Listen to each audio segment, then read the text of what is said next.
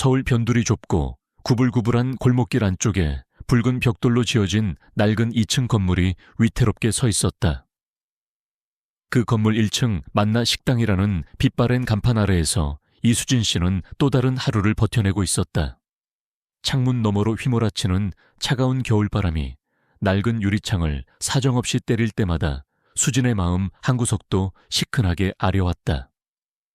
27, 아직 한창 꽃다운 나이였지만 그녀의 어깨는 이미 삶의 무게로 지쳐 보였다. 낡고 음식 냄새가 배어있는 주방용 앞치마를 질끈 동여매고 뜨거운 불 앞에서 음식을 준비하면서도 수진의 마음은 늘 한편에 무거운 돌덩이를 얹은 듯했다. 이렇게 살아도 괜찮은 걸까? 언제까지 이렇게 버틸 수 있을까? 매일 밤 지친 몸을 이끌고 허름한 자취방으로 돌아가는 길이면 어김없이 떠오르는 자문이었다. 그리고 그 질문의 끝에는 언제나 병상에 누워 계신 어머니의 희미한 얼굴이 겹쳐졌다. 어머니 생각에 발걸음은 더욱 천근만근 무거워지곤 했다. 어머니는 3년 전 췌장암 말기 판정을 받았다. 기적적으로 수술은 잘 되었지만 이후 계속되는 항암 치료와 약물 치료는 가뜩이나 어려운 형편을 더욱 벼랑 끝으로 내몰았다. 식당에서 받는 빠듯한 월급으로는 어머님의 엄청난 병원비와 값비싼 약값을 감당하기엔 늘 턱없이 부족했다. 하지만 수진은 단 한 번도 어머니 앞에서 힘든 내색을 하지 않았다. 오히려 더 밝게 웃고 더 씩씩하게 행동하려 애썼다. 그것이 자신이 어머니에게 해드릴 수 있는 유일한 위로라고 생각했기 때문이었다. 만나 식당은 20년 넘게 이 동네 사람들의 허기를 달래주었던 오래된 한식당이었다. 한때는 점심시간이면 줄을 서서 기다릴 정도로 문전성시를 이루었지만 몇 해 전 음식 솜씨 좋기로 소문났던 박 주방장님이 갑자기 건강상의 이유로 그만두신 뒤부터 식당은 급격히 내리막길을 걷기 시작했다. 새로운 주방장들은 박 주방장님의 깊은 손맛을 따라가지 못했고 손님들의 발길도 뜸해졌다. 현재 식당 주인인 김영호 사장은 그런 상황에 더욱 인색하고 까다로워졌다. 재료비를 아끼기 위해 값싼 식자재를 들여왔고 직원들에게는 사사건건 트집을 잡으며 월급마저 제때 주지 않는 일이 다반사였다. 주방의 분위기는 날이 갈수록 얼음장처럼 차갑게 식어갔고 남아있던 직원들도 하나둘씩 떠나갔다. 하지만 수진은 묵묵히 그 모든 것을 견뎌냈다. 그녀에게는 선택의 여지가 없었다. 당장 그만두면 어머니의 다음 달 병원비를 마련할 길이 막막했기 때문이었다. 아침 일찍 식당 문을 여는 것부터 밤늦게 마지막 설거리를 마치고 퇴근하는 시간까지 수진의 하루는 눈코 뜰 새 없이 바쁘게 돌아갔다. 그녀는 식자재를 다듬고 수십 가지 밑반찬을 만들고 산더미처럼 쌓인 그릇들을 닦으며 틈틈이 주방 일을 어깨너머로 배워나갔다. 요리에 재능이 있었던 수진은 힘들고 고된 주방일 속에서도 남몰래 자신만의 꿈을 키워가고 있었다. 언젠가는 자신만의 작은 식당을 차려 어머니께 따뜻하고 맛있는 음식을 마음껏 해드리고 싶다는 소박한 꿈이었다. 그녀는 가끔 박 주방장님이 남기고 간 낡은 요리 노트를 몰래 펼쳐보곤 했다. 노트에는 삐뚤빼뚤한 글씨로 그분만의 비법 양념과 육수 내는 법, 그리고 음식에 대한 철학까지 고스란히 담겨 있었다. 음식은 기술이 아니라 마음이다. 정성을 다한 음식은 사람의 마음을 움직인다. 그 글귀를 볼 때마다 수진은 가슴이 뜨거워지는 것을 느꼈다. 비록 한 번도 직접 가르침을 받은 적은 없었지만 수진에게 박 주방장님은 마음속 스승과도 같은 존재였다. 매일 저녁 병원에서 어머니를 간호하고 돌아오는 늦은 밤이면 수진은 다시 앞치마를 둘러맸다. 항암 치료로 입맛을 완전히 잃어버린 어머니께 한 술이라도 더 드시게 하려는 간절한 마음으로 그녀는 매일 밤 새로운 찌개와 반찬을 연구했다. 어머니가 평소 좋아하시던 나물 반찬, 부드러운 생선조림, 그리고 소화가 잘 되는 맑은 국. 때로는 박 주방장님의 노트를 참고하기도 하고 때로는 자신만의 방식으로 새로운 맛을 만들어내기도 했다.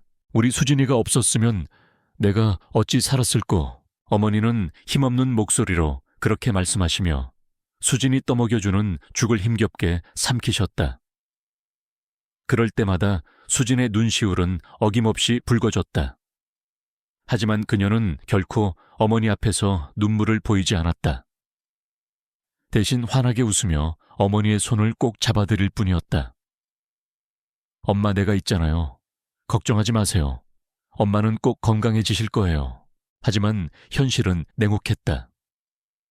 밀린 병원비 청구서가 쌓여갈수록 수진의 어깨는 더욱 무거워져만 갔다. 식당 일만으로는 도저히 감당할 수 없어 그녀는 밤늦게까지 대리운전을 하거나 주말에는 식당 아르바이트를 2탕씩 뛰기도 했다. 잠잘 시간도 부족했고 몸은 천근만은 무거웠지만 그녀는 이를 악물고 버텼다. 오직 어머니를 살려야 한다는 일념 하나로. 차가운 겨울바람이 골목길을 휘감을 때면 수진은 문득 자신이 한없이 작고 초라하게 느껴지곤 했다. 이 거대한 도시 서울에서 기댈 곳 하나 없는 자신이 과연 이 모든 역경을 헤쳐나갈 수 있을까? 깊은 절망감이 엄습할 때도 있었지만 그녀는 그때마다 병상에 누워있는 어머니의 얼굴을 떠올리며 다시 한번 마음을 다잡았다. 나는 괜찮아.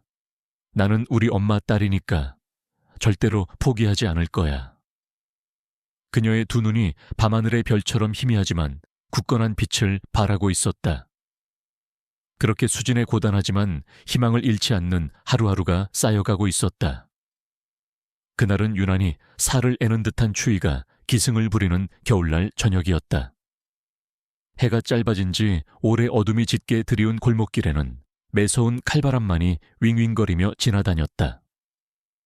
만나 식당 안은 퇴근길에 허기를 달래려는 직장인들로 발 디딜 틈 없이 붐볐다. 뜨거운 김이 피어오르는 주방에서는 불과 씨름하며 음식을 만들어내느라 정신없이 바빴고 홀에서는 주문을 받고 음식을 나르는 직원들의 분주한 발걸음 소리가 끊이지 않았다. 이수진 씨의 손놀림은 그 어떤 때보다 정확하고 빨랐다. 그녀는 밀려드는 주문서들을 차례대로 확인하며 뚝배기에 된장찌개를 안치고 뜨거운 철판 위에서는 제육볶음을 볶아냈다. 입에는 땀방울이 송골송골 맺혔지만 그녀의 표정은 흔들림 없이 침착했다. 하지만 그 침착함 속에서도 그녀의 마음 한구석에는 여전히 병원에 계신 어머니에 대한 걱정과 다음 달 병원비에 대한 불안감이 무겁게 자리 잡고 있었다. 수진 씨, 3번 테이블 된장찌개 하나 더 추가요. 네, 알겠습니다. 홀에서 외치는 소리에 수진은 잠시 숨 돌릴 틈도 없이 다시 찌개 간을 맞추기 시작했다. 바로 그때였다. 낡은 유리문이 삐걱 소리를 내며 열리더니 한 할머니가 허리를 구부정하게 숙인 채 천천히 식당 안으로 들어섰다. 허름하고 얇아 보이는 겨울 외투에 낡은 목도리를 두른 할머니는 한눈에도 행색이 초라해 보였다. 그녀는 마치 길을 잃은 아이처럼 두리번거리며 조심스럽게 식당 안구석진 빈자리를 찾아 앉았다. 다른 직원들은 바쁘다는 핑계로 혹은 그녀의 남루한 옷차림 때문인지 아무도 할머니에게 선뜻 다가가려 하지 않았다.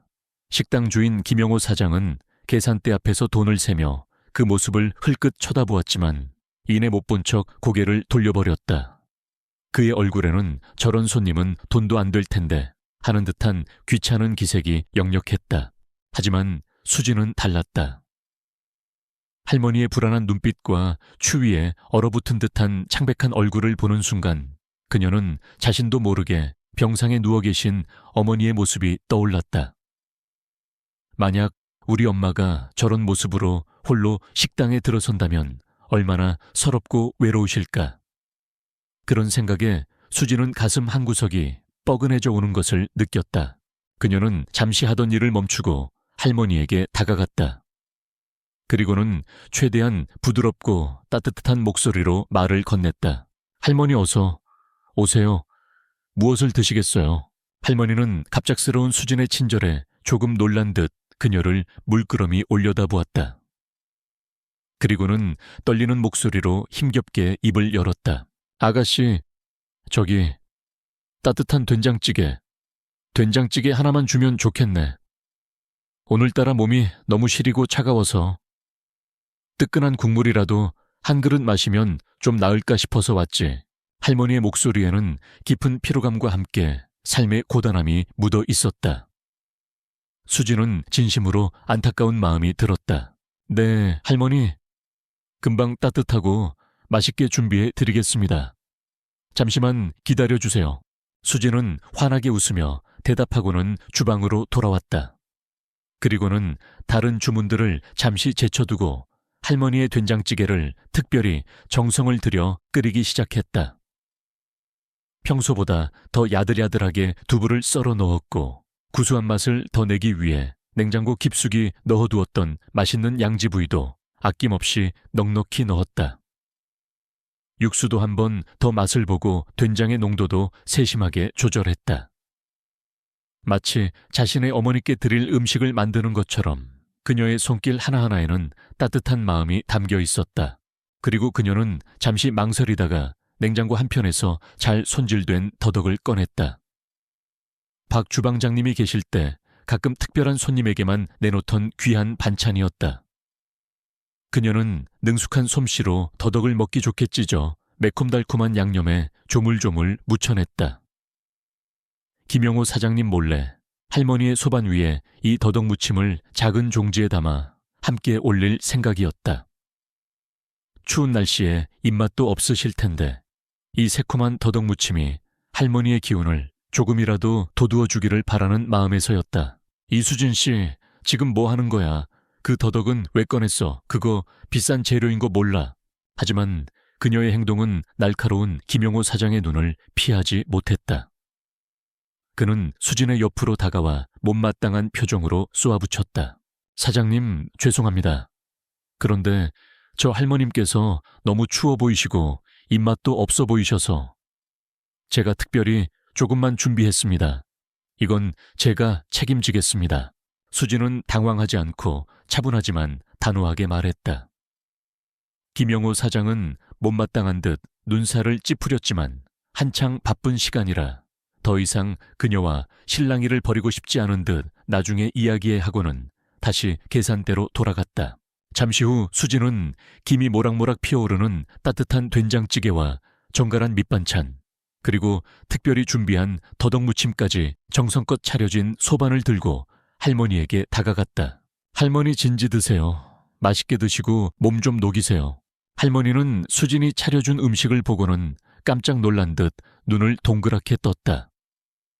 특히 생각지도 못했던 더덕무침을 보고는 눈시울이 살짝 붉어지는 듯했다. 아이고, 아가씨, 이게 다 뭐람. 내가 주문하지도 않은 반찬까지 이렇게 많이 차려주면 남는 게 있겠는가? 괜찮습니다, 할머니. 맛있게만 드셔주시면 저는 더 바랄 게 없어요. 더덕무침은 제가 특별히 할머니 드시라고 만든 거니까 사양 말고 드세요. 수진의 따뜻한 말에 할머니는 감격한 듯 한동안 아무 말도 하지 못하고 수진의 얼굴만 바라보았다. 그리고는 떨리는 손으로 수저를 들어 천천히 된장찌개에 국물을 한 술 떠 맛보았다. 어허, 이 맛은. 할머니의 눈이 커졌다. 그리고는 연신 감탄사를 터뜨리며 찌개와 밥 그리고 반찬들을 맛있게 드시기 시작했다. 특히 더덕무침을 맛볼 때는 아주 잠시 먼 과거를 회상하는 듯한 아련한 표정을 짓기도 했다. 그 모습을 멀리서 지켜보던 수진의 마음도 따뜻해졌다. 자신이 만든 음식을 누군가가 저렇게 맛있게 먹어줄 때 느끼는 보람과 행복감은 주방일의 고단함을 잊게 해주는 유일한 순간이었다. 할머니는 오랜만에 드시는 따뜻한 식사였는지 국물 한 방울 남기지 않고 뚝배기를 깨끗하게 비웠다. 그리고는 만족스러운 표정으로 수진을 불렀다.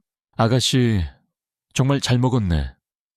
내 평생 이렇게 맛있는 된장찌개는 처음 먹어보는 것 같아. 특히 이 더덕무침은 돌아가신 우리 딸이 살아있을 때 참 좋아했던 반찬인데 어떻게 내 마음을 알고 할머니의 눈가에 다시 물기가 어렸다. 수지는 그런 할머니의 모습에 가슴이 뭉클해졌다. 할머니는 수진이 차려준 따뜻한 저녁 식사를 아주 천천히 그리고 맛있게 드셨다. 깨끗하게 비워진 뚝배기와 반찬 그릇들이 그녀가 얼마나 만족스러운 식사를 했는지 말해주는 듯했다. 식사를 마친 할머니는 수진을 다시 한번 불러 세워 연신 고맙다는 인사를 전했다. 아가씨, 정말 고맙네.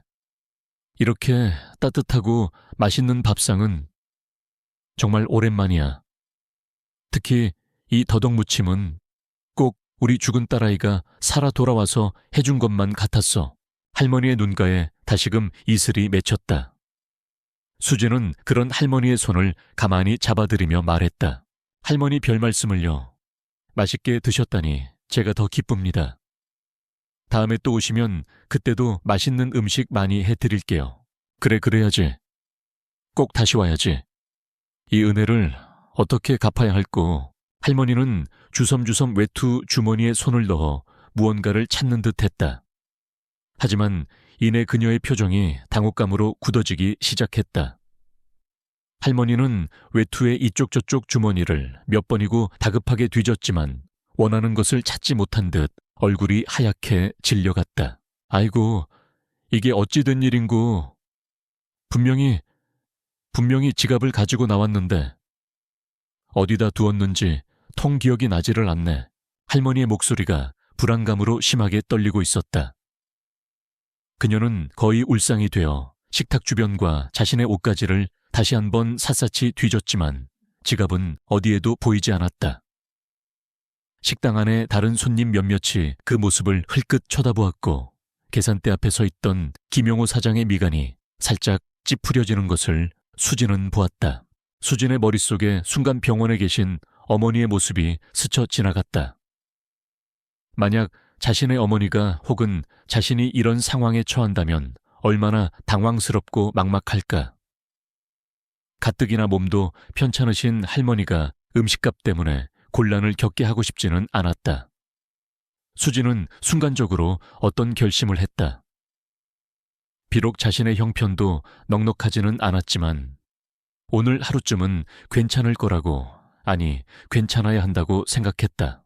그녀는 재빨리 자신의 앞치마 주머니에서 꼬깃꼬깃 접어 넣어두었던 비상금 몇 푼을 꺼냈다. 그리고는 할머니에게 다가가 최대한 밝고 부드러운 목소리로 말했다. 할머니, 너무 걱정하지 마세요. 혹시 집에 두고 오셨을 수도 있잖아요. 오늘 음식값은 제가 이미 계산해 드렸으니 괜찮습니다. 신경 쓰지 마시고 편히 가세요. 날도 추운데 어서 따뜻한 곳으로 가셔서 좀 쉬셔야죠. 수지는 할머니가 부담을 느끼지 않도록 마치 식당에서 특별히 제공하는 서비스인 것처럼 자연스럽게 말했다. 할머니는 믿을 수 없다는 표정으로 수진을 바라보았다. 아니 아가씨, 어떻게 그런... 내가 염치 없이 신세를 질 수는 없지. 내가 내일이라도 꼭 다시 와서 음식값을 치르겠네. 아닙니다, 할머니. 정말 괜찮습니다. 그저 오늘 맛있게 드셔주신 것만으로도 저는 충분합니다. 어서 가보세요. 수지는 할머니의 등을 가볍게 두드리며 문 쪽으로 안내했다. 할머니는 몇 번이고 고맙다는 인사를 되풀이하며 마지못해 식당을 나섰다. 그녀의 뒷모습을 바라보는 수진의 마음은 조금 쓰렸지만 동시에 따뜻한 무언가가 차오르는 것을 느꼈다. 하지만 이 모든 장면을 차가운 눈으로 지켜보고 있던 김용호 사장의 눈빛은 싸늘하게 변해 있었다. 그는 팔짱을 낀 채 할머니가 식당 문을 완전히 빠져나가자마자 수진을 향해 으르렁거리듯 말했다. 이수진 씨, 당장 내 사무실로 좀 들어오시죠.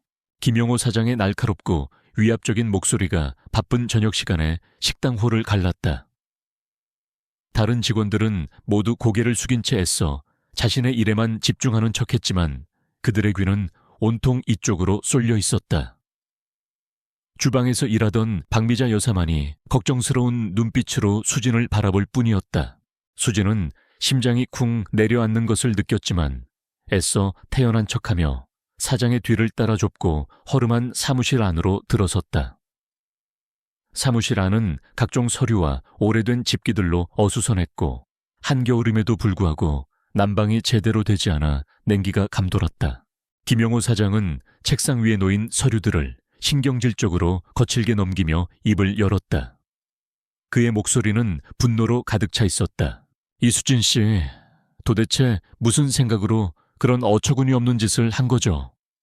여기가 무슨 자선단체입니까? 아니면 무료급식소라도 되는 줄 아시오. 사장님 죄송합니다. 하지만 그 할머님께서 너무 당황해하시고 안쓰러워 보여서 저도 모르게 안쓰러워, 장사가 장난인 줄 아나, 이런 식으로 감정에 휘둘려서 장사하면 도대체 누가 손해를 보는 겁니까? 결국 그 손해는 다 내가 떠안아야 하는 거 아니냐고. 수진은 입술을 깨물며 침묵했다. 사장의 목소리는 점점 더 높아졌고 그의 얼굴은 분노로 붉게 상기되었다. 게다가 주문하지도 않은 더덕무침은 또 뭐요? 그거 원가가 얼만 줄 알기나 해. 그렇게 마음대로 반찬 내주고 음식값까지 대신 내주고 도대체 식당을 어떻게 운영하려고 작정한 거냐 이 말이야. 당신 월급에서 그 돈 다 제할 줄 아시오. 네, 사장님. 제 월급에서 제하셔도 괜찮습니다. 제가 책임지겠습니다. 책임, 당신이 뭘로 책임을 진다는 거야. 이게 벌써 몇 번째인 줄 알아. 지난번에도 노인분들 오셨을 때 이것저것 서비스로 더 챙겨드리고 음식값 깎아주고 매번 이런 식으로 당신 마음대로 할 거면 차라리 당신이 식당 차려서 운영해. 김 사장은 책상 서랍에서 누렇게 변한 서류 한 장을 꺼내 수진의 앞에 거칠게 내던졌다. 그것은 이미 오래전에 작성된 듯한 사직서 양식이었다. 여기 사직서 있으니 당장 서명하고 내일까지 제출하시오. 더 이상 당신 같은 직원 필요 없으니까 사장님 제발 그것만은 제가 어머니 병원비 때문에 이번 한 번만 용서해 주시면 안 될까요? 다시는 이런 일 없도록 정말 조심하겠습니다. 수진은 절박한 심정으로 애원했다. 눈앞이 캄캄해지는 것 같았다. 지금 이 식당에서마저 쫓겨난다면 당장 다음 달 어머니의 항암 치료비와 밀린 월세를 어떻게 감당해야 할지 막막했다. 봐줄 것이 없어. 이미 결정된 사항이야. 더 이상 당신 같은 감상적인 직원은 우리 식당에 필요 없으니까 그렇게 알고 내일 아침에 와서 짐이나 챙겨가시오. 급여는 그때 정산해주지. 김영호 사장의 마지막 말은 비수처럼 수진의 가슴에 꽂혔다. 더 이상 어떤 애원도 변명도 통하지 않을 것이라는 것을 그녀는 직감했다. 사무실을 나온 수진의 눈에서 뜨거운 눈물이 왈칵 흘러내렸다. 주방 한 구석에서 묵묵히 앞치마를 벗으며 그녀의 머릿속은 수만 가지 복잡한 생각들로 뒤엉켰다. 어떻게 하지? 이제 정말 어떻게 해야 하지? 엄마 병원비는, 밀린 월세는, 그날 밤 퇴근길에 오른 수진의 발걸음은 평소보다 몇 배는 더 무겁고 더뎠다. 차가운 겨울바람이 인정사정 없이 그녀의 뺨을 때렸지만 마음속 깊은 곳에서부터 스며 나오는 불안과 두려움, 그리고 절망감에 비하면 아무것도 아니었다. 병원에 도착한 수진은 애써 눈물을 감추고 평소와 다름없는 밝은 미소를 지으며 어머니의 병실 문을 열었다. 엄마 나왔어요. 오늘 우리 엄마 좋아하는 갈치조림 해왔는데 맛있게 드실 거죠? 창백한 얼굴로 침대에 누워 계신 어머니는 딸의 표정이 평소와 어딘가 다름을 금세 눈치채셨는지 걱정스러운 목소리로 물으셨다. 우리 수진이 오늘 무슨 안 좋은 일 있었니? 얼굴이 왜 이렇게 안 좋아 보여? 아니에요, 엄마. 그냥 오늘 식당 일이 좀 많이 바빠서 피곤해서 그래요. 걱정하지 마세요. 수진은 애써 아무렇지 않은 척 더욱 밝은 목소리를 내며 준비해온 반찬들을 꺼내기 시작했다.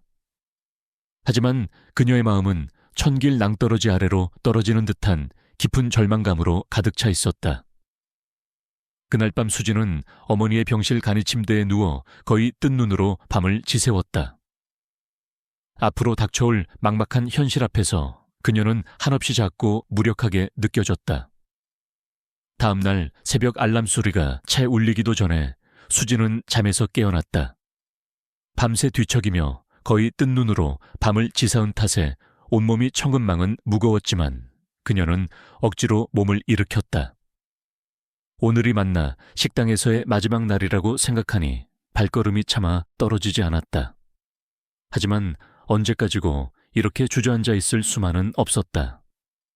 어머니의 병원비와 밀린 월세, 그리고 앞으로 살아갈 막막한 날들을 생각하면 하루라도 빨리 새로운 일자리를 알아봐야 했다. 아침 일찍 식당에 도착한 수진은 평소와 다름없이 앞치마를 두르고 주방 청소부터 시작했다. 어차피 오늘까지만 일하고 그만둘 생각이었지만 마지막이라고 해서 대충 할 수는 없었다. 지난 5년 동안 매일 아침 자신의 손으로 정성껏 닦아온 냄비와 그릇들, 그리고 반질반질 윤이 나도록 관리했던 주방 바닥, 그 모든 것들에 대한 예의라고 생각했다. 그녀는 평소보다 더욱 꼼꼼하게, 그리고 더욱 정성스럽게 주방 구석구석을 청소했다. 마치 오랫동안 정든 집을 떠나기 전 마지막으로 집 안을 쓸고 닦는 사람처럼. 수진아, 정말 오늘 그만두는 게야 사장님한테 다시 한번 잘 말씀드려보지 그랬어. 그깟 음식값 얼마나 한다고 사람을 이렇게 내쫓는담. 주방 보조로 함께 일하는 박미자 여사가 안타까운 눈으로 수진을 바라보며 말했다. 그녀는 수진의 성실함과 착한 심성을 누구보다 잘 알고 있었기에 이번 일이 더욱 안타깝고 속상했다. 괜찮아요, 미자 언니. 제가 선택한 일인걸요. 그리고 어쩌면 이게 더 잘된 일일지도 모르죠. 새로운 시작을 할 수 있는 기회라고 생각하려고요. 수진은 애써 밝게 웃으며 대답했지만 그녀의 목소리 끝은 미세하게 떨리고 있었다. 김용호 사장은 아직 출근 전이었지만 곧 들이닥쳐 사직서를 요구할 것이 뻔했다. 그때였다. 식당 밖에서 요란한 자동차 경적 소리와 함께 웅성거리는 소리가 들려왔다. 평소 이른 아침 시간에는 한적하기 그지없는 골목길이었기에 수진과 미자 여사는 의아한 표정으로 창밖을 내다보았다. 그리고 그들은 자신들의 눈을 의심했다. 낡고 허름한 만나 식당 앞에 번쩍거리는 검은색 최고급 세단 한 대가 조용히 멈춰 서 있었던 것이다. 그 차는 이 동네 분위기와는 전혀 어울리지 않는 마치 다른 세상에서 온 듯한 이질적인 존재감을 뿜어내고 있었다. 잠시 후 운전석 문이 열리더니 말끔한 정장 차림의 중년 신사가 내렸고 그는 뒷좌석 문을 정중하게 열어주었다. 채선은 어제 저녁 수진이 따뜻한 된장찌개를 대접했던 바로 그 할머니가 누군가의 부축을 받으며 천천히 내리고 있었다. 어제와는 달리 할머니는 곱게 빗어 넘긴 머리에 단정하고 깨끗한 한복을 차려입고 계셨고 그 모습은 어딘지 모르게 기품이 서려 있었다. 아니, 저 할머니는 미자 여사가 놀란 듯 중얼거렸다. 수진 역시 당황한 표정으로 창밖을 바라보았다. 어제 그 할머니가 왜 이렇게 아침 일찍 그것도 저렇게 좋은 차를 타고 식당에 다시 찾아오신 걸까? 혹시 어제 일 때문에 무슨 문제라도 생긴 것은 아닐까? 수진의 마음속에 불안감이 엄습했다. 잠시 후 식당 문이 열리면서 중년의 신사와 할머니가 안으로 들어섰다. 신사는 식당 내부를 한번 쭉 둘러보더니 곧 수진을 발견하고는 그녀에게로 다가왔다. 그의 표정은 부드러웠지만 그 안에 담긴 어떤 위엄과 무게감은 수진을 압도하기에 충분했다. 혹시 이수진 씨 되십니까? 그의 정중하고도 힘있는 목소리가 조용한 식당 안을 울렸다. 수진은 자신도 모르게 긴장한 채로 고개를 끄덕였다. 네, 제가 이수진입니다만 혹시 무슨 일로... 수진 씨. 정말 다행입니다. 어제 저희 어머님을 따뜻하게 도와주셨다고 들었습니다. 제가 대신 진심으로 감사 인사를 드립니다. 중년 신사가 수진에게 허리를 숙여 깍듯하게 인사를 건넸다. 그의 갑작스러운 행동에 수진은 더욱 당황했고 어쩔 줄 몰라하며 함께 고개를 숙였다. 제 이름은 장민호라고 합니다. 대명푸드의 회장을 맡고 있지요. 수진은 순간 자신의 귀를 의심했다. 대명푸드. 전국적으로 수백 개의 프랜차이즈 식당을 운영하고 있는 대한민국을 대표하는 외식기업 중 하나가 아니던가. 그런 대기업의 회장님이 왜 이런 누추한 식당까지 직접 찾아오신 걸까? 그리고 어제 그 할머니가 바로 이분의 어머님이시라니. 모든 것이 꿈만 같았다. 장민호 회장은 수진 옆에 서 계신 할머니를 가리키며 말을 이었다. 어제 저녁 어머님께서 이곳에서 겪으신 일을 집에 돌아와 제게 모두 말씀해 주셨습니다. 단순히 식사값을 대신 계산해 주신 것뿐만 아니라 추위에 떨던 노인에게 진심으로 따뜻한 마음을 베풀어 주시고 어머님의 마음까지 깊이 어루만져 주셨다고 하시더군요. 정말 감사드립니다, 수진 씨. 할머니께서도 수진의 손을 따뜻하게 잡으시며 말씀하셨다. 그녀의 눈가에는 촉촉한 물기가 어려 있었다. 이 아가씨가 어제 나를 정말 친딸처럼 살뜰하게 대해주었어.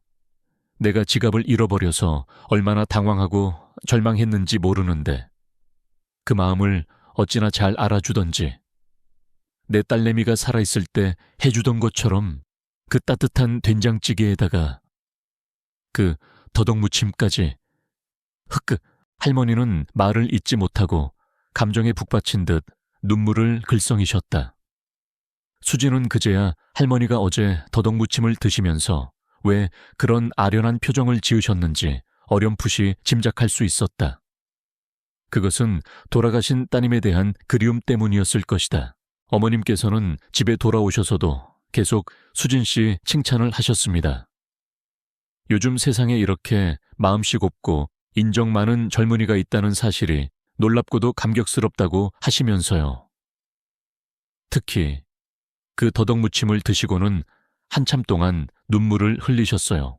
장민호 회장은 잠시 말을 멈추고 수진을 깊은 눈빛으로 바라보았다. 제게는 아주 어릴 때 하늘나라로 먼저 떠나보낸 누이가 하나 있었습니다. 그 누이가 살아있을 때 어머님께 자주 만들어드리던 반찬이 바로 그 더덕무침이었거든요. 어머님께서는 수진 씨가 만들어준 더덕무침을 드시면서 돌아가신 제 누님 생각을 하셨던 모양입니다. 마치 누이가 다시 살아 돌아와서 만들어준 음식처럼 느껴졌다고 하시더군요. 수진은 자신도 모르게 눈시울이 붉어졌다. 그저 작은 친절이었을 뿐인데 그것이 할머니에게 그토록 큰 위로와 감동을 주었을 줄은 미처 몰랐다. 문득 병원에 계신 자신의 어머니 생각이 났다. 어머니도 돌아가신 아버지 생각에 드시지 못하는 음식이 몇 가지 있었다. 아버님이 평소 즐겨 드시던 고등어구이 같은 것들. 그때 식당 안쪽에서 김영호 사장이 잔뜩 굳은 얼굴로 걸어 나왔다. 그는 갑작스러운 고급 세단의 등장과 정체 모를 귀한 손님들의 방문에 잔뜩 긴장한 듯 보였다. 그는 장민호 회장과 할머니를 번갈아 보며 마른 침을 삼켰다. 저 혹시 무슨 일로 이른 아침부터 저희 가게를 찾아주셨는지요? 제가 이 식당 주인 김영호라고 합니다. 김영호 사장은 최대한 공손한 태도를 보이려 애썼지만 그의 목소리에는 불안감과 경계심이 묻어 있었다. 장민호 회장은 김영호 사장을 한번 쓱 쳐다보더니 별다른 표정 변화 없이 다시 수진에게로 시선을 돌렸다. 그리고는 아주 중요한 이야기를 하려는 듯 잠시 숨을 골랐다. 식당 안에는 묘한 긴장감이 감돌았다. 장민호 회장의 시선은 수진에게 고정된 채 그의 입에는 희미한 미소가 감돌고 있었다. 옆에 서 있던 김영호 사장은 초조한 기색을 감추지 못하고 두 사람의 대화에 잔뜩 신경을 곤두세웠다. 자신에게 불리한 이야기가 오갈까봐 전전긍긍하는 모습이었다. 수진 씨 어머니께서 어제 수진 씨가 끓여준 된장찌개를 드시고는 이런 말씀을 하시더군요. 꼭 옛날 박주방장 그 양반이 끓여주던 바로 그 맛이야. 그 깊고 따뜻한 맛이 어떻게 젊은 아가씨 손에서 나올 수 있는지 모르겠다고요. 장 회장의 말에 수진의 가슴이 쿵 하고 내려앉았다. 박 주방장님. 그녀가 마음속으로 스승처럼 여기며 그분의 낡은 노트를 보물처럼 간직해왔던 바로 그분이었다. 실은 만나식당의 박충식 주방장님은 제게 단순한 요리사가 아니었습니다. 그분은 제 인생의 스승님이셨죠. 제가 젊은 시절 아무것도 가진 것 없이 방황할 때 저에게 처음으로 음식의 가치와 따뜻한 마음을 가르쳐 주신 분입니다. 대명푸드의 시작도 어쩌면 박 주방장님의 그 가르침 덕분이라고 할 수 있습니다. 김용호 사장의 얼굴이 순간 하얗게 질렸다. 그는 장민호 회장과 박 주방장이 그런 깊은 인연으로 진줄은 꿈에도 상상하지 못했던 것이다. 그의 머릿속이 복잡하게 돌아가기 시작했다. 저는 그동안 스승님을 줄곧 찾아 헤맸습니다. 몇 해 전 갑자기 은퇴하시고는 모든 연락을 끊으셔서 얼마나 걱정했는지 모릅니다. 그런데 어제 어머님의 말씀을 듣는 순간 어쩌면 스승님의 흔적을 이곳에서 다시 찾을 수 있을지도 모른다는 희망이 생겼습니다. 수진 씨의 음식에서 저는 분명 스승님의 그 마음을 느꼈기 때문입니다. 장 회장의 목소리에는 깊은 존경과 그리움이 배어 있었다. 수진은 자신도 모르게 눈가가 뜨거워지는 것을 느꼈다. 자신이 그토록 존경했던 박 주방장님의 정신이 자신의 음식에 담겨 있었다니 그것만으로도 가슴 벅찬 감동이었다. 아니 회장님, 그건 오해십니다. 이수진 씨는 그저 저희 식당에서 일하는 평범한 그냥 주방 보조일 뿐입니다. 박 주방장님과는 아무런 관련도 없고요. 제가 이 식당을 맡은 이후로는 박 주방장님 방식은 다 버리고 새로운 메뉴로 김용호 사장이 다급하게 끼어들며 변명하려 했지만 장민호 회장은 싸늘한 눈빛으로 그의 말을 가로막았다.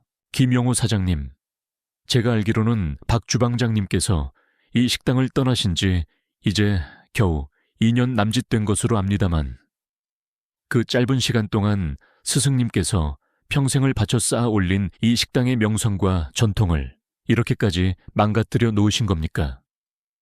이게 과연 스승님의 뜻을 제대로 잇는 방식이라고 생각하십니까? 장 회장의 목소리는 낮았지만 그 안에 담긴 분노와 실망감은 매섭기 그지없었다. 김용호 사장은 아무 말도 하지 못하고 입술만 파르르 떨고 있었다. 그의 입에는 식은땀이 송골송골 맺혔다. 바로 그때였다. 식당 문이 다시 한번 요란하게 열리더니 일단의 노인분들이 안으로 들어섰다. 그들은 어제 전혁장 회장의 어머니가 수진에게 도움을 받았다는 이야기를 전해 듣고 오늘 아침 수진이 부당하게 해고당할 위기에 처했다는 소문까지 듣고는 한달음에 달려온 동네 어르신들이었다. 그들 중 상당수는 박 주방장 시절부터 이 식당을 이용해온 20년 단골 손님들이었다. 김 사장, 이게 대체 무슨 소란이오. 우리 수진이 아가씨를 내쫓겠다니. 그게 정말이오. 그렇게 착하고 음식 솜씨 좋은 아이를 어떻게 그럴 수가 있어. 당신이 이 식당 맡은 뒤로 음식 맛도 예전 같지 않고 서비스도 엉망이더니 이제는 사람까지 내쫓아 우리 동네 명물 만나 식당을 당신이 다 망쳐놓고 있구먼. 박 주방장님 살아계셨으면 뒷목 잡고 쓰러지셨을 게야. 어르신들의 성난 목소리가 식당 안을 가득 메웠다. 김용호 사장은 사면촉에 몰린 듯 당황한 기색이 역력했다. 그는 어쩔 줄 몰라 하며 안절부절 못했다. 장민호 회장은 창밖의 소란스러운 광경과 식당 안 어르신들의 분노를 가만히 지켜보더니 다시 한번 입을 열었다. 그의 목소리는 이제 조금 전보다 더욱 단호해져 있었다. 보시다시피 김 사장님, 이 식당은 당신에게 단순한 돈벌이 수단일지 모르겠지만 이 동네 사람들에게는 단순한 가게가 아닙니다. 이곳은 그들의 오랜 추억이자 자부심이 담긴 공간입니다. 그리고 이수진 씨는 그는 잠시 말을 멈추고 따뜻한 눈빛으로 수진을 바라보았다. 제 스승님 박충식 주방장님의 그 소중한 마음을 이어받은 어쩌면 유일한 사람일지도 모릅니다. 어제 제 어머님께서 드신 그 된장찌개와 더덕무침이 바로 그 명백한 증거입니다. 수진의 눈에서 참았던 눈물이 주르륵 흘러내렸다. 박 주방장님이 그만두시던 날 마지막으로 그녀에게 해주었던 말이 귓가에 생생하게 떠올랐다. 수진아, 음식은 단순한 반찬이 아니란다. 사람의 마음을 어루만지고 달래주는 따뜻한 약과 같은 것이지. 그 마음만은 절대로 잊지 말거라. 그녀는 그 말씀을 가슴속 깊이 새기고 지난 5년 동안 묵묵히 주방 일을 해왔던 것이다. 잠깐만요. 아직 제게도 할 말이 있습니다. 궁지에 몰린 김영호 사장이 갑자기 무언가 생각난 듯 다급하게 외쳤다. 그는 자신의 사무실로 허둥지둥 달려가더니 낡은 서류 봉투 하나를 들고 나왔다. 그의 손에는 누렇게 변한 임대차 계약서가 들려 있었다. 이 식당 건물 엄연히 제 이름으로 임대차 계약이 되어 있습니다. 계약 기간도 아직 3년이나 남았고요. 아무리 대명푸드 회장님이라고 하시더라도 함부로 남의 영업장에 와서 이렇게 이래라 저래라 하실 수는 없는 겁니다. 김영호 사장은 마지막 발악이라도 하듯 목소리를 높였다. 하지만 장민호 회장은 여전히 침착하고 냉정한 표정이었다. 걱정 마십시오, 김 사장님. 건물주하고는 이미 이야기가 다 끝났으니 말입니다. 네, 무슨 말씀이신지. 김영호 사장의 얼굴이 순간 당혹감으로 일그러졌다. 사실 이 건물은 제가 20년 전에 박 주방장님, 제 스승님께 선물로 사드린 겁니다. 스승님께서 편안하게 당신만의 요리를 하시라고요. 스승님께서 은퇴하신 후에는 그분의 뜻에 따라 세입자를 들여 임대료를 받아 생활비에 보태 쓰시도록 해드렸던 것이고요. 제가 오늘 아침 일찍 스승님을 직접 찾아뵙고 이 모든 상황에 대해 이미 허락을 받고 왔습니다. 장 회장의 말이 끝나기가 무섭게 식당 문이 다시 한번 열리더니 한 노신사가 지팡이를 짚고 천천히 안으로 들어섰다. 머리가 하얗게 센, 그러나 여전히 온화하고 깊은 눈빛을 가진 그분을 보는 순간 수진은 자신도 모르게 낮은 탄성을 내뱉으며 두 손으로 입을 가렸다. 눈물이 걷잡을 수 없이 쏟아져 내렸다. 박 주방장님, 노신사는 수진을 향해 따뜻하게 미소 지으며 다가왔다. 그의 목소리는 예전처럼 낮고 부드러웠지만 그 안에 담긴 무게감은 여전했다. 수진이 아니냐? 오랜만이구나. 박 주방장님이었다. 지난 몇 년간 그토록 그리워하고 존경했던 그녀의 마음속 영원한 스승. 그가 바로 지금 자신의 눈앞에 서 있었다. 미안하구나. 내가 갑자기 몸이 안 좋아져서 아무 말도 없이 떠나버려서. 하지만 네가 이 식당을 그리고 내 음식을 잘 지켜줄 거라고 믿었단다. 어제 민우 회장이 네가 끓인 된장찌개를 가져다 주어서 맛을 보았지. 그걸 먹어보는 순간 나는 바로 알 수 있었단다. 네가 내 마음을, 내 음식 철학을 그대로 이어받았다는 것을. 박 주방장님의 따뜻한 격려에 수진은 더 이상 참지 못하고 그 자리에 주저앉아 아이처럼 엉엉 울었다. 지난 5년간 겪었던 서름과 고통, 그리고 아무도 알아주지 않았던 그녀의 노력과 진심이 마침내 인정받는 순간이었다. 식당 밖에 모여있던 동네 어르신들도 박 주방장님의 등장에 모두 깜짝 놀라며 술렁이기 시작했다. 김영호 사장은 이제 완전히 넋이 나간 듯한 표정으로 구석에 서서 그 모든 광경을 멍하니 바라보고만 있었다. 그의 탐욕스러운 계획은 이렇게 한순간에 물거품이 되어버린 것이다. 장민호 회장이 다시 한번 수진에게 다가가 부드럽게 그녀의 어깨를 다독였다. 자, 이제 눈물 그치고 일어서시지요, 수진 씨. 이제부터 우리가 함께 만들어갈 새로운 이야기가 기다리고 있으니 말입니다. 우리의 새로운 프로젝트는, 그러나 그의 말은 갑자기 요란하게 울리는 전화벨 소리에 의해 잠시 중단되었다. 수진의 낡은 휴대폰이었다. 액정에는 엄마라는 두 글자가 선명하게 떠 있었다. 수진은 불길한 예감에 휩싸이며 떨리는 손으로 전화를 받았다.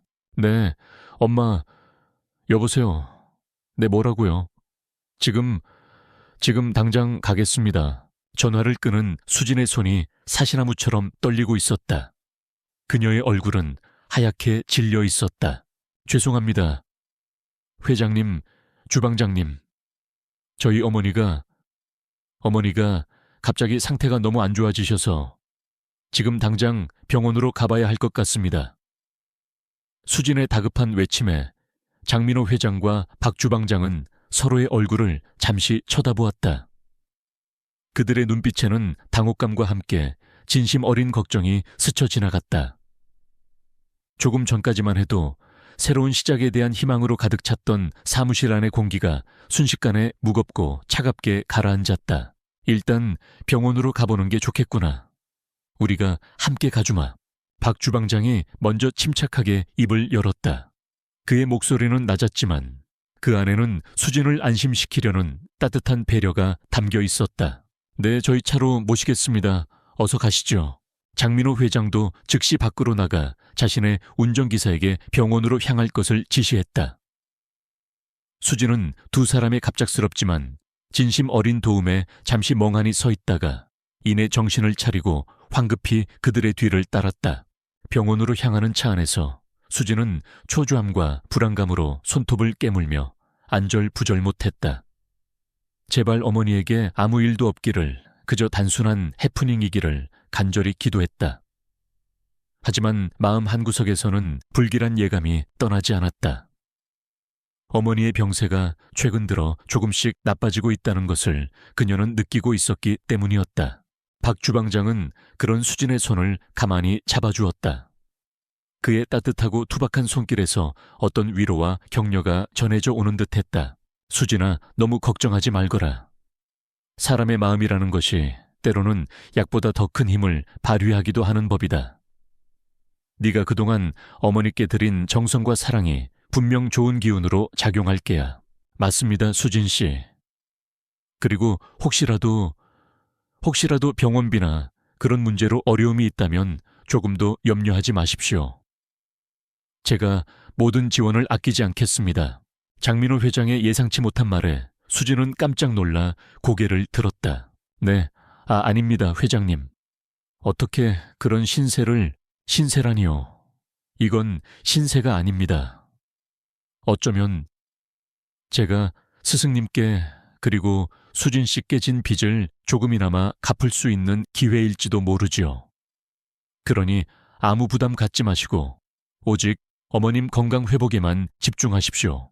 장 회장의 진심 어린 말에 수진은 가슴 깊은 곳에서부터 뜨거운 감정이 솟아오르는 것을 느꼈다. 오늘 아침까지만 해도 세상 모든 절망을 다 짊어진 듯 막막하기만 했는데 지금 자신의 곁에는 이렇게 든든한 두 분이 함께하고 있었다. 마치 꿈을 꾸고 있는 것만 같았다. 차가 병원 응급실 앞에 도착하자마자 수진은 황급히 차에서 뛰어내려 중환자실로 향했다. 장 회장과 박 주방장도 그녀의 뒤를 따랐다. 중환자실 앞 복도에는 이미 담당 의사가 초조한 표정으로 그녀를 기다리고 있었다. 이수진 보호자 되시죠? 어머님 상태가 갑자기 안 좋아지셔서 지금 응급처치를 하고 있습니다만 의사의 말끝이 흐려졌다. 수진의 다리에 힘이 쭉 빠지며 그 자리에 주저앉을 것만 같았다. 장 회장이 재빨리 그녀의 팔을 부축해 주었다. 선생님, 환자분 상태가 정확히 어떻습니까? 저희가 도울 수 있는 일은 없겠습니까? 장 회장의 침착하고도 위험 있는 물음에 의사는 잠시 그를 바라보더니 이내 상황을 설명하기 시작했다. 어머님께서 기존 항암 치료에 더 이상 반응을 보이지 않으십니다. 암세포가 이미 다른 장기로까지 전이된 상태라 솔직히 말씀드리면 현재로서는 현대의학으로도 손쓰기가 매우 어려운 상황입니다. 의사의 냉정한 말은 사형 선고나 다름없었다. 수진의 눈앞이 캄캄해졌다. 온몸의 피가 싸늘하게 식어버리는 듯한 절망감이 그녀를 덮쳤다. 하지만 아직 포기하기에는 이릅니다. 최근에 새로 개발된 고가의 표적 치료제가 하나 있긴 합니다. 아직 보험 적용이 되지 않아 비용이 엄청나지만 임상 결과가 상당히 좋은 편이라 만약 이 치료가 효과를 보인다면 어쩌면 기적을 기대해 볼 수도 있습니다.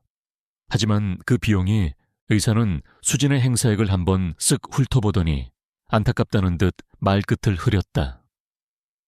그 표정은 당신 같은 사람이 감당할 수 있는 비용이 아닐 겁니다. 라고 말하는 듯 했다. 수진의 어깨가 절망감으로 축 늘어졌다.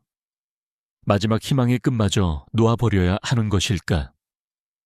그때 장민호 회장이 한 발 앞으로 나서며 단호한 목소리로 말했다. 선생님, 그 표적 치료라는 것 지금 당장 시작해 주십시오. 치료에 필요한 모든 비용은 저희 대명푸드에서 책임지겠습니다. 그러니 돈 걱정은 조금도 하지 마시고 오직 환자분을 살리는 데만 집중해 주십시오. 장 회장의 예상치 못한 선언에 의사는 물론 수진과 박 주방장까지 모두 깜짝 놀라 그를 바라보았다. 내하, 하지만 회장님, 그 치료 비용이 수억 원에 달할 수도 있습니다. 그렇게까지 하실 필요는, 수진이 당황하며 말했지만 장민호 회장은 부드럽지만 단호한 표정으로 고개를 저었다. 수진 씨, 이건 단순한 동정이나 도움이 아닙니다. 아까도 말씀드렸지만 이건 어쩌면 제가 당연히 해야 할 일인지도 모릅니다. 그리고 수진 씨의 어머님께서 빨리 건강을 되찾아 주셔야 우리가 함께 꿈꾸는 그 새로운 시작도 힘차게 내디딜 수 있지 않겠습니까? 그는 수진의 어깨를 가볍게 두드리며 말을 이었다. 실은 제가 오늘 수진 씨께 드리려고 했던 제안이 바로 그것과 관련된 것입니다. 저희 대명푸드는 최근 전통의 맛을 잇다 마음을 담은 밥상이라는 새로운 프로젝트를 준비하고 있습니다. 사라져가는 우리 고유의 손맛과 음식에 담긴 따뜻한 정서를 되살려 현대인들에게 진정한 위로와 행복을 선사하는 것이 목표지요. 그리고 그 프로젝트의 중심에 바로 박 주방장님과 수진 씨가 함께 해주셨으면 합니다. 만나 식당을 그 첫 번째 모델로 삼아 스승님의 깊은 철학과 수진 씨의 따뜻한 마음이 담긴 그런 식당을 만들어보고 싶습니다. 장 회장의 눈빛은 진지했고 그의 목소리에는 새로운 시대를 열고자 하는 강한 열정과 비전이 담겨 있었다.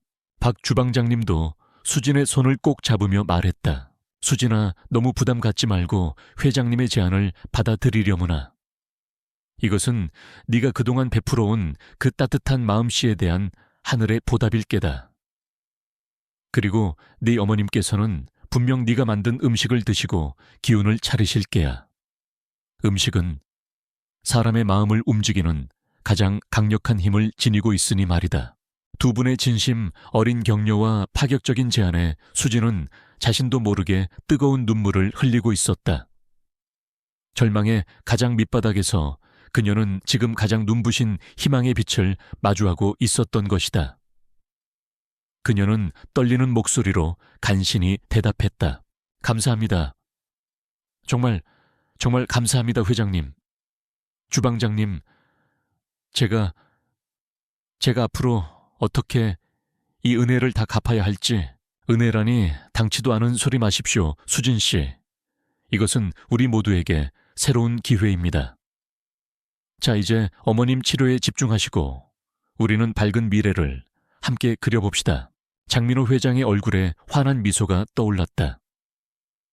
그날부터 수진의 어머니는 새로운 표적 치료를 받기 시작했다. 그리고 수진은 박 주방장님의 지도 아래 만나 식당의 새로운 시작을 준비하는 가슴 벅찬 여정에 첫발을 내디뎠다.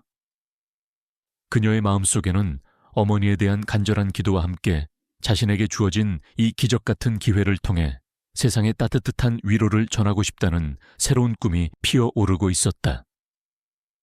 그날 이후 수진의 삶은 이전과는 전혀 다른 궤도로 접어들었다. 어머니는 장민호 회장의 아낌없는 지원 덕분에 곧바로 새로운 표적 치료를 시작할 수 있게 되었다. 치료 과정은 고되고 힘들었지만 수진은 단 하루도 빠짐없이 어머니의 곁을 지키며 정성껏 간호했다. 그녀는 매일 아침 일찍 병원을 찾아 어머니의 상태를 살피고 의사와 상담하며 치료 경과를 꼼꼼히 챙겼다. 그리고 저녁이면 어머니가 조금이라도 입맛을 찾을 수 있도록 특별히 신경 써서 만든 영양죽과 부드러운 반찬들을 준비해 갔다. 어머니의 상태는 더디지만 아주 조금씩 희망적인 방향으로 나아가고 있었다. 예전처럼 식사를 전혀 못하시던 것에서 벗어나 수진이 만든 음식을 아주 조금씩이지만 드시기 시작했고 가끔은 희미하게나마 미소를 보이기도 하셨다. 그 작은 변화 하나하나가 수진에게는 세상 그 무엇과도 바꿀 수 없는 큰 기쁨이자 위안이었다. 병원에서의 간호와 함께 수진은 만나 식당의 새로운 시작을 위한 준비에도 박차를 가했다. 장민호 회장의 전폭적인 투자로 낡고 허름했던 만나식당은 대대적인 리모델링에 들어갔다. 외관은 전통 한옥의 멋을 살리면서도 현대적인 감각을 더해 깔끔하고 세련된 모습으로 탈바꿈했고 내부 역시 손님들이 편안하고 아늑한 분위기에서 식사를 즐길 수 있도록 세심하게 디자인되었다.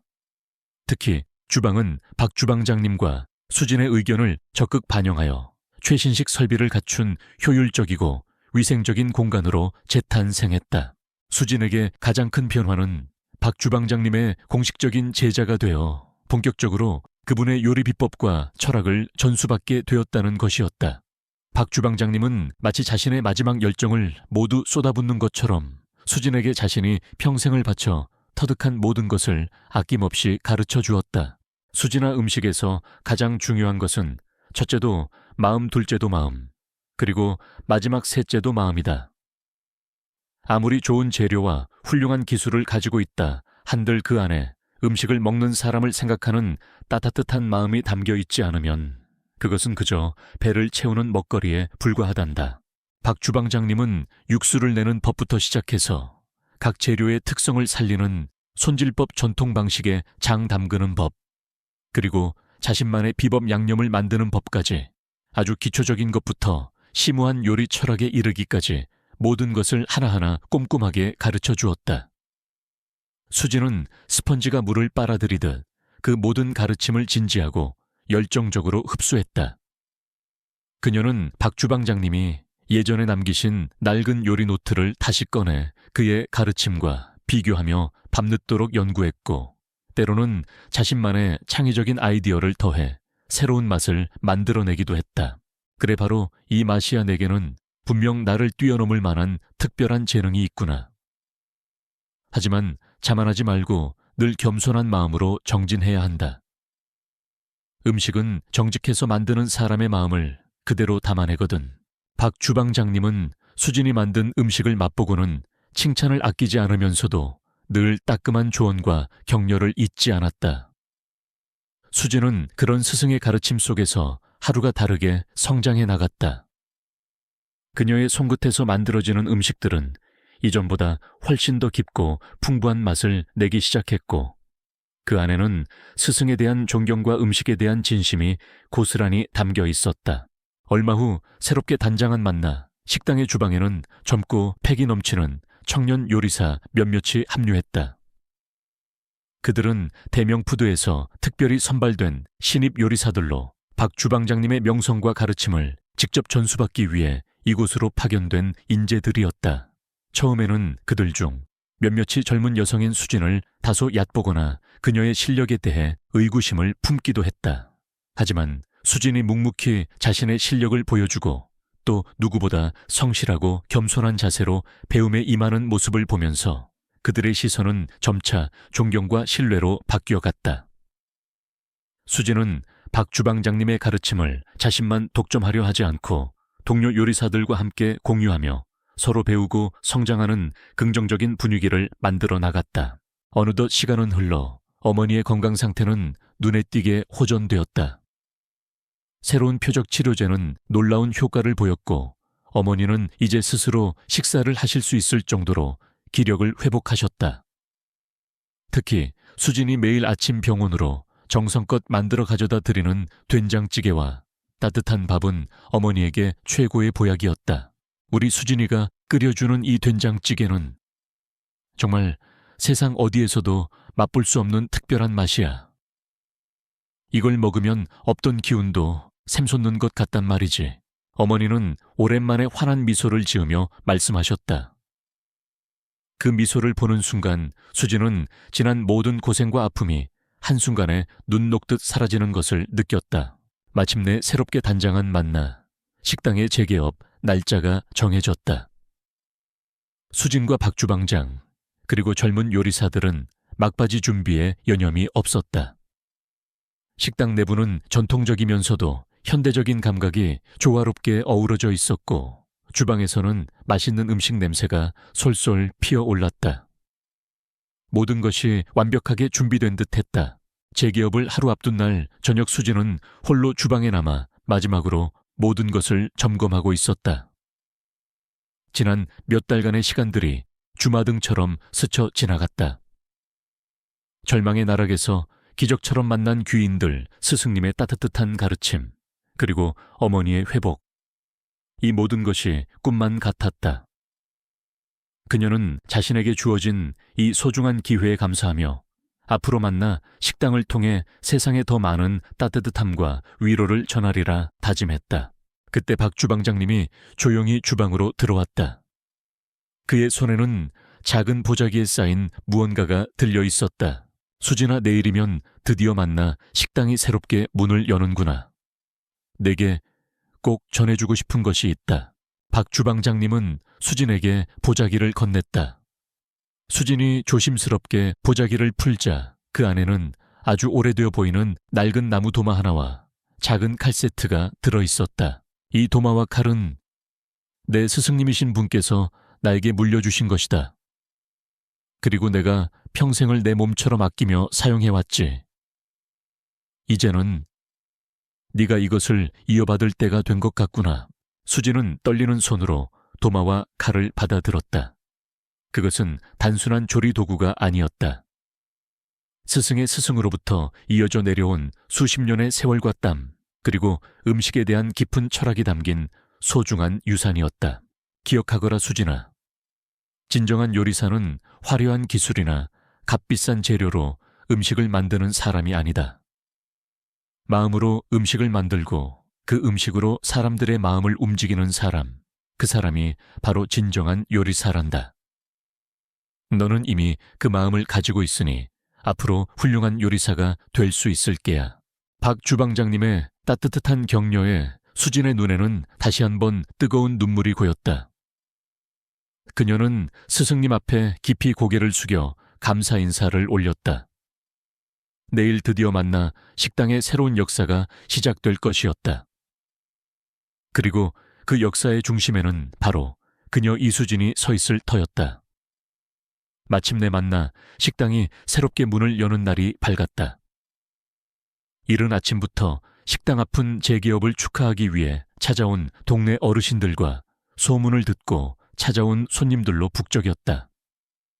낡고 허름했던 옛 모습은 온데간데 없이 전통의 멋과 현대적인 세련미가 조화롭게 어우러진 식당의 외관은 지나가는 사람들의 시선을 사로잡기에 충분했다. 식당 안으로 들어서자 따뜻한 나무 향기와 함께 구수하고 맛있는 음식 냄새가 코를 간지럽혔다. 깔끔하게 정돈된 홀에는 은은한 조명이 비추고 있었고 벽에는 지은 씨가 그린 듯한 아름다운 한국화 몇 점이 걸려 운치를 더했다. 주방은 그야말로 최신식 설비로 완벽하게 탈바꿈했지만 그 중심에는 여전히 박 주방장님과 수진, 그리고 젊은 요리사들의 뜨거운 열정과 정성이 살아 숨쉬고 있었다. 수진아, 오늘 첫 손님은 아주 특별한 분들이시다. 네가 처음 마음을 열었던 그분들이니 더욱 정성을 다해야 할 게다. 개업 준비로 분주한 수진에게 박 주방장님이 다가와 낮은 목소리로 말했다. 수진이 고개를 끄덕이자 식당 문이 열리며 장민호 회장과 그의 어머니, 그리고 그날 수진의 해고 소식에 함께 분노해 주었던 동네 어르신들이 환한 미소와 함께 들어섰다. 아이고, 수진이 아가씨 식당이 이렇게 번듯하게 바뀔 줄이야. 정말 꿈만 같네. 박 주방장님도 다시 뵙게 되어 얼마나 기쁜지 모르겠소이다. 어르신들은 마치 자기 일처럼 기뻐하며 수진과 박 주방장님의 손을 잡고 축하 인사를 건넸다. 장 회장의 어머니는 수진에게 다가와 따뜻하게 그녀를 안아주었다. 아가씨 덕분에 내가 이렇게 건강을 되찾고 우리 아들 녀석 사업도 잘 풀리게 되었으니 이 모든 것이 다 아가씨의 그 착한 마음씨 덕분일세. 정말 고맙네. 정말 고마워. 수지는 어르신들의 진심 어린 축복에 다시 한번 눈가가 뜨거워지는 것을 느꼈다. 그녀는 정성껏 준비한 첫 음식을 그분들의 상 위에 올렸다. 김이 모락모락 피어오르는 따뜻한 된장찌개, 매콤달콤한 더덕무침, 그리고 정갈한 밑반찬들. 음식 하나하나에는 그녀의 감사한 마음과 손님들의 건강을 바라는 진심이 담겨 있었다. 이 맛이야. 바로 이 맛이었어. 박 주방장님, 그리고 수진이 아가씨 두 사람의 손맛이 어우러지니 천하일미가 따로 없구먼. 음식을 맛본 어르신들은 연신 감탄사를 터뜨렸다. 식당 안은 금세 웃음소리와 이야기꽃으로 가득 찼고 따뜻하고 정겨운 분위기가 넘실거렸다. 수지는 분주하게 음식을 나르면서도 그 행복한 광경을 바라보며 가슴 벅찬 기쁨을 느꼈다. 이것이 바로 자신이 꿈꿔왔던 식당의 모습이었다. 시간이 흘러 수진의 어머니는 기적처럼 건강을 되찾았다. 새로운 표적 치료는 놀라운 효과를 보였고 퇴원 후에도 꾸준한 관리와 딸의 정성 어린 보살핌 덕분에 그녀는 예전의 건강하고 밝은 모습을 되찾을 수 있었다. 어머니는 이제 매일 아침 만나 식당 뒤편에 마련된 작은 텃밭을 가꾸는 것이 새로운 일과가 되었다. 그녀가 직접 키운 싱싱한 채소들은 만나 식당의 식탁 위에 올라 손님들의 입맛을 돋우었고 그녀의 얼굴에는 잔잔하지만 깊은 행복의 미소가 떠나지 않았다. 수진아, 예전에 나 아버지가 늘 그러셨지. 음식은 사람의 마음을 달래주는 약이라고. 나는 네가 만들어준 그 된장찌개를 먹으면서 그 말을 비로소 깨달았단다. 네 정성이 담긴 그 음식이 나를 살린 게야. 어머니는 텃밭에서 상추를 따며 수진에게 다정하게 말했다. 수진은 그런 어머니의 모습을 바라보며 자신이 걷고 있는 이 길이 얼마나 소중하고 가치 있는 길인지 다시 한번 깨달았다. 만나 식당은 박 주방장님의 오랜 명성과 수진의 따뜻한 마음, 그리고 대명푸드의 체계적인 지원이 더해져 서울 시내에서 가장 예약하기 힘든 맛집 중 하나로 손꼽히게 되었다. 사람들은 단순히 맛있는 음식을 먹기 위해서만이 아니라 그곳에 가면 느낄 수 있는 특별한 온정과 진심 때문에 만나 식당을 찾았다. 수진은 이제 어엿한 요리사로 성장하여 박 주방장님의 든든한 오른팔이 되었고 대명푸드에서 파견된 젊은 요리사들에게는 존경받는 선배이자 따뜻한 멘토가 되었다. 그녀는 박 주방장님께 배운 것처럼 그들에게 단순히 요리 기술만이 아니라 음식을 대하는 마음가짐과 손님을 생각하는 정성을 가르쳤다. 여러분 기억하세요. 우리가 만드는 것은 단순한 음식이 아닙니다. 누군가에게는 하루의 피로를 잊게 해주는 위로가 될 수도 있고 또 다른 누군가에게는 잊지 못할 행복한 추억을 선물할 수도 있습니다. 그러니 항상 마음을 담아 정성을 다해 요리해야 합니다. 그것이 바로 만나 식당의 정신이고 우리가 지켜나가야 할 가장 중요한 가치입니다. 수진의 진심 어린 가르침에 젊은 요리사들은 고개를 숙이며 그녀의 말에 귀를 기울였다. 그들의 눈빛에는 수진에 대한 깊은 존경과 함께 진정한 요리사로 성장하고 싶다는 뜨거운 열정이 빛나고 있었다. 몇 년 후 봄 햇살이 따사로운 어느 날 오후였다. 만나 식당은 여전히 많은 손님들로 북적였고 그 중심에는 이제 중견 요리사의 풍모를 물씬 풍기는 이수진이 있었다. 그녀는 분주한 주방을 진두지휘하면서도 틈틈이 홀을 둘러보며 손님들의 표정을 살피는 것을 잊지 않았다. 그때 식당 한쪽 구석에서 젊은 아르바이트생 하나가 실수를 하여 손님에게 물을 쏟는 작은 소동이 일어났다. 아르바이트생은 당황하여 어쩔 줄 몰라 했고 손님은 불쾌한 표정을 지었다. 수진은 즉시 그곳으로 다가가 정중하게 사과하고 상황을 수습했다. 그리고는 잔뜩 위축되어 있는 아르바이트생의 어깨를 부드럽게 두드리며 말했다. 괜찮아요. 그럴 수도 있죠. 너무 속상해하지 말고 다음부터 조금 더 조심하면 돼요. 자, 이제 다시 웃으면서 일해볼까요? 수진의 따뜻한 격려에 아르바이트생의 얼굴에 금세 안도의 미소가 떠올랐다. 그 모습은 마치 몇 년 전 수진 자신이 처음 이 주방에 들어섰을 때 박 주방장님에게서 받았던 위로와 격려를 떠올리게 했다. 이제 그녀 역시 누군가에게 그런 따뜻한 마음을 전해줄 수 있는 사람이 된 것이다. 저녁 장사가 끝나고 마지막 손님까지 모두 돌아간 늦은 밤. 수진은 어머니와 박 주방장님, 그리고 장민호 회장 내외와 함께 식당 한편에 마련된 작은 평상에 둘러앉아 따뜻한 차를 마시고 있었다. 식당 창밖으로는 휘영청 밝은 보름달이 떠 있었고 그 달빛 아래 그들의 정겨운 웃음소리가 밤늦도록 이어졌다. 수진아, 생각해보면 참 신기한 인연이다. 그렇지. 네가 베푼 그 작은 친절 하나가 이렇게 많은 사람들의 삶을 바꾸어 놓았으니 말이다. 박 주방장님이 잔잔한 미소로 말했다. 맞습니다. 어쩌면 이것이 바로 만나라는 이름이 가진 진정한 의미가 아닐까요? 하늘이 내려준 음식처럼 서로에게 따뜻한 마음을 나누고 함께 행복을 만들어가는 것 말입니다. 장민호 회장도 고개를 끄덕이며 화답했다.